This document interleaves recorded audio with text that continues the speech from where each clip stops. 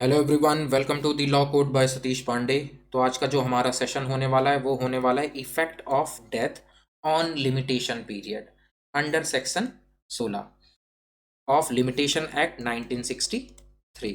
तो आज का ये जो सेशन है इसको स्टार्ट करते हैं।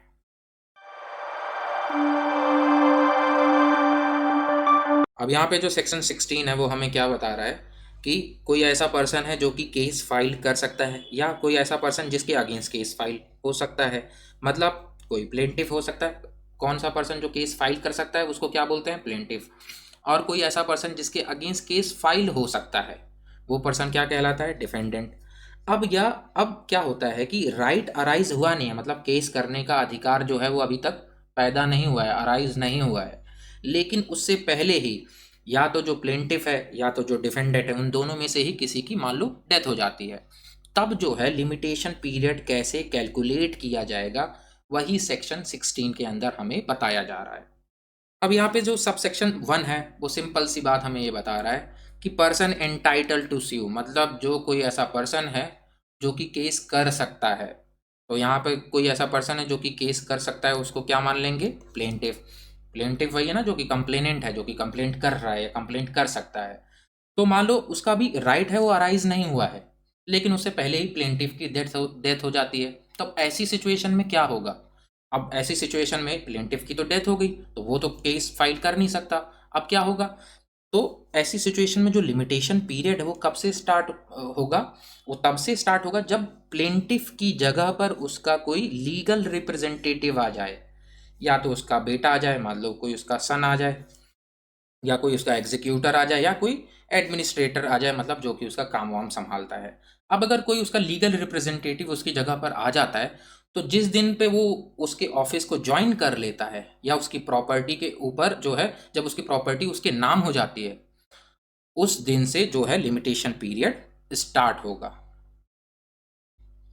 अब इसको एक बार एग्जाम्पल से समझते हैं। मान लो कोई पर्सन ए है जो कि बी से कुछ पैसे रिकवर करना चाहता है। मान लो उसने कुछ पैसे दिए होंगे बी को, अब उसे रिकवर करना चाहता है। लेकिन रिकवर कब कर सकता है? जब मान लो उन्होंने एक समय बोला था कि भाई, ये जो बी पर्सन है वो कहता है कि मैं 1 जनवरी 2025 को जो भी पैसे आपसे लिए थे वो मैं आपको चुका दूंगा। ए से बोलता है। अब होता क्या है कि 1 जनवरी 2025 आती नहीं है, लेकिन उससे पहले ये जो पर्सन ए है उसकी डेथ हो जाती है। अब तब क्या होगा? तो लिमिटेशन पीरियड कब से स्टार्ट होगा?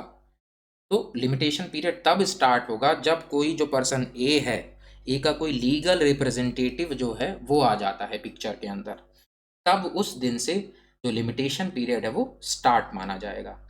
उस दिन से नहीं माना जाएगा कि मान लो 1 जनवरी 2025 से नहीं माना जाएगा। अब सब सेक्शन जो 2 है वो हमें यहाँ पे क्या बताता है? तो सब सेक्शन 2 एकदम सब सेक्शन 1 का उल्टा है। वहाँ पर प्लेंटिफ की डेथ हो जाती है राइट अराइज होने से पहले। अब यहाँ पे क्या होता है? डिफेंडेंट की मान लो जिसके अगेंस्ट केस फाइल हो सकता है, तो ड्यू डेट्स, मतलब जो राइट है वो अभी तक आया नहीं है, केस करने का अधिकार जो अभी पैदा नहीं हुआ है, लेकिन उससे पहले ही डिफेंडेंट की डेथ हो जाती है।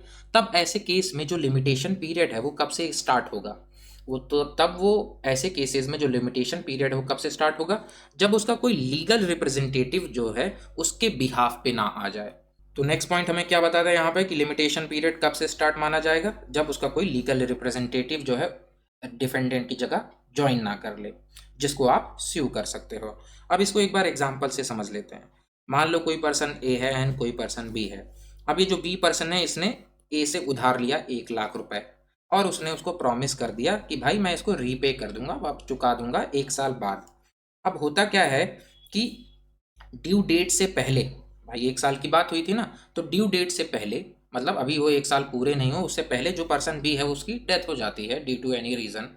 तो अब क्या है? ए के पास राइट टू स्यू, मतलब बी के अगेंस्ट केस करने का अधिकार तो है, लेकिन अभी ड्यू डेट तो आई नहीं है। ड्यू डेट के बाद ही तो वो केस कर सकता है, रिकवरी ऑफ मनी के लिए अप्लाई कर सकता है। लेकिन अब वो रिकवरी ऑफ मनी के लिए अप्लाई कैसे करेगा? यहाँ तो जो बी पर्सन है उसकी तो डेथ हो गई है। अब ड्यू डेट आ जाती है, लेकिन अब वो केस किसके अगेंस्ट करे? क्योंकि यहाँ जो बी पर्सन है जिसने उधार लिया उसकी तो डेथ हो गई है। तो यहाँ पर उसके लिए लिमिटेशन पीरियड कब से स्टार्ट होगा? जब जो बी पर्सन है उसका कोई लीगल रिप्रेजेंटेटिव, मतलब मान लो उसका कोई बेटा हो सकता है, उसकी कोई विडो हो सकती है, या कोई उसका एग्जीक्यूटर होता है, जब वो कैपेबल हो जाए, मतलब कैपेबल ऑफ बीइंग स्यूड। अब यहाँ पर कैपेबल का क्या मतलब है, मान लो कोई ऐसा जो पर्सन बी है उसकी जो स्टेट है उसका चार्ज वो संभाल ले, तब जो पर्सन ए है उसके अगेंस्ट जो भी केस करना है वो कर सकता है। तो यहाँ पर जो लिमिटेशन पीरियड वो कब से स्टार्ट होगा, बी के जो लीगल रिप्रेजेंटेटिव है जब वो कैपेबल बन जाएगा तब से। अब इसके कुछ एक्सेप्शंस हैं, उसको देख लेते हैं। तो कब जो सबसेक्शन 1 है एंड सबसेक्शन 2 है वो अप्लाई नहीं होगा। सबसे पहले आ जाता है suits for preemption. Preemption basically क्या होता है कि मान लो किसी पर्सन है, ये पर्सन इसकी कोई प्रॉपर्टी है, तो अगर ये उस प्रॉपर्टी को किसी को बेचना चाहता है तो बेचने से पहले जो उस प्रॉपर्टी को खरीदने का अधिकार है वो उसके नेबर्स को है या फिर कोई जो उसके साथ को शेयरर है उसको है। मतलब सबसे पहले आप अपने नेबर से पूछोगे क्या भाई आप मेरी प्रॉपर्टी खरीदोगे या नहीं खरीदोगे, या कोई आपके साथ को शेयरर है मतलब जिसने उस प्रॉपर्टी को आपके साथ मिल के खरीदा था, तो सबसे पहले आप उससे पूछोगे कि भाई आप ये प्रॉपर्टी खरीदना चाह रहे हो या नहीं खरीदना चाह रहे हो। तो यही बोलते हैं राइट ऑफ प्रीएम्पशन। अब होता क्या है, इसको एग्जाम्पल से समझते हैं कि मान लो कोई ऐसा पर्सन ए है जो कि अपना जो घर है वो बी पर्सन को बेच देता है, और सी जो पर्सन उसका जो नेबर था उससे पूछता ही नहीं है। तब यहाँ पे नेबर जो है उसके पास केस करने का अधिकार है, क्यों? क्योंकि उसके पास स्टैच्यूटरी राइट है उस प्रॉपर्टी के अंदर, मतलब वही जो प्रीएम्पशन वाला राइट है। अब होता क्या है कि ए की डेथ हो जाती है, बेचने के बाद की बात हो रही है, ए की डेथ हो जाती है और सी जो है उसको क्लेम अभी करता नहीं है। तो यहाँ पर जो सी पर्सन है उसके लिए लिमिटेशन पीरियड है वो कब से स्टार्ट माना जाएगा, डेट ऑफ सेल से, जब ए ने बी को प्रॉपर्टी बेच दी थी, ना कि उस डेट से जब ए का कोई लीगल रिप्रेजेंटेटिव अपॉइंट होगा। अब आ जाता है दूसरा एक्सेप्शन। दूसरा एक्सेप्शन क्या है कि पोजेशन ऑफ इमूवेबल प्रॉपर्टी। इसको एग्जाम्पल से समझते हैं। मान लो कोई पर्सन ए था जिसको उसकी ही जमीन से निकाल दिया गया या डिस्पोजेस कर दिया गया। कब किया गया? 1 फरवरी को। अब क्या होता है, ड्यू टू एनी रीज़न या पता चला उसी के सदमे में वो बेचारे ए पर्सन की जो है वो डेथ हो जाती है 10 फरवरी को, तो उसके जो लीगल एयर्स हैं, मान लो उसका कोई बेटा है, वो पोजेशन के लिए तो शू करेगा क्योंकि उससे ज़बरदस्ती जो है उसकी ज़मीन से ही उसको हटा दिया गया। तो उसके लिए जो लिमिटेशन पीरियड वो कब से स्टार्ट होगा, वो 1 ही फरवरी से स्टार्ट होगा, ना कि जिस दिन उसका जो बेटा है जब वो ज्वाइन करेगा उस दिन से नहीं। तो जिस दिन से उसका बेटा पिक्चर में आता है उस दिन से नहीं जो लिमिटेशन पीरियड काउंट किया जाएगा, उस दिन से काउंट किया जाएगा जिस दिन से उनको डिस्पोजेस किया गया उस प्रॉपर्टी से। अब इसकी थर्ड एक्सेप्शन है हेरिडेटरी ऑफिस। तो हेरिडेटरी ऑफिस के बारे में कुछ कॉन्सेप्ट समझ लेते हैं कि मान लो इसमें होता क्या है कि जब कोई ऐसा पर्सन है जो कि जिसकी डेथ हो जाती है ड्यू टू एनी रीज़न, तो उसका जो बेटा होता है, उसका जो भी लीगल एयर्स होते हैं, ऑटोमेटिकली वो जो प्रॉपर्टी है, वो जो भी ऑफिस है, ऑफिस की बात हो रही है, ऑटोमेटिकली उनके बच्चों के पास चला जाता है। अब इसके लिए कोई फॉर्मल अपॉइंटमेंट ऑफ रिप्रेजेंटेटिव की ज़रूरत नहीं होती है, ये राइट इंस्टेंटली उनके बच्चों के पास, लीगल एयर्स के पास चला जाता है। अब होता क्या है कि यहाँ पे जो लिमिटेशन पीरियड है कौन सी डेट से स्टार्ट होगा, तो उस डेट से स्टार्ट होगा जिस डेट से उस पर्सन की डेथ हुई है। उस डेट से स्टार्ट नहीं माना जाएगा जिस डेट से उसके बेटे ज्वाइन करते हैं, रिकॉग्नाइज्ड होते हैं। अब इसको एक बार एग्जाम्पल से समझ लेते हैं। मान लो कोई ऐसा पर्सन ए था जो कि हेरिडेटरी कोई पुजारी था, मतलब किसी मंदिर में वो बंदा पुजारी था। अब होता क्या है कि ए की डेथ के बाद वो जो प्रॉपर्टी थी या जो भी वो ऑफिस था, कोई स्ट्रेंजर बी था उसने ज़बरदस्ती उस ऑफिस के ऊपर कब्जा कर लिया।